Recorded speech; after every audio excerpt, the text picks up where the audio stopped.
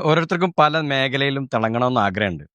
പക്ഷേ തിളങ്ങാൻ പോകുന്ന സമയത്താണ് അല്ലെങ്കിൽ ആ ഒരു പ്രവൃത്തി ചെയ്യാൻ പോകുന്ന സമയത്താണ് അവരെ പിന്നോട്ട് വലിക്കുന്ന ഒരു ഘടകം കിടക്കുന്നുണ്ട്. ഒരു പ്രേതം പോലെ. അതിന്റെ പേരാണ് ഭയം എന്ന് പറയുന്നത്. ഒരു ബിസിനസ് ചെയ്യാൻ പോകുകയാണെങ്കിൽ ആ ബിസിനസ് തകർന്നു പോകുമോ എന്നുള്ള പേടി. പ്രസംഗിക്കാൻ പോയാൽ തന്റെ മുട്ട് വിറക്കുമോ?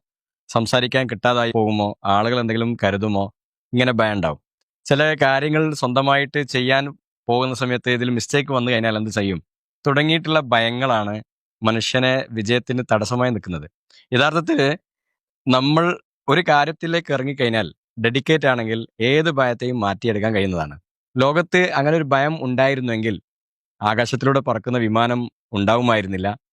കടലിലൂടെ യാത്ര ചെയ്യുന്ന കപ്പൽ ഉണ്ടാകുമായിരുന്നില്ല. ട്രെയിൻ ഉണ്ടാവുമായിരുന്നില്ല. ലോകത്ത് ഒരു വിപ്ലവം ഉണ്ടാവുമായിരുന്നില്ല. അതുകൊണ്ട് നിങ്ങളുടെ ഭയത്തെ മാറ്റിവെച്ചുകൊണ്ട് പ്രവർത്തിക്കുക. എങ്കിൽ ഏത് മേഖലയെയും നമുക്ക് കീഴടക്കാൻ സാധിക്കുന്നതാണ്.